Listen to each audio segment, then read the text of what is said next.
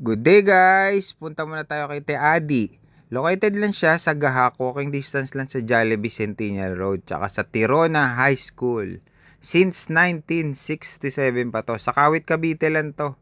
Bali, 4 AM, bukas na sila. Monday to Thursday lang. Friday to Sunday, sarado. Ayun yung mga tinda nila, omelette, pork chop, tapa, homemade leche flan, 40 pesos lang yan. Bago yung tapa nila, may special sauce. Tsaka meron din sila syempre lechong kawali. Ayun yung leche plan nila, nakakatakam kagad eh. Ang kagad bubungan sa inyo. Marami silang tindera dito.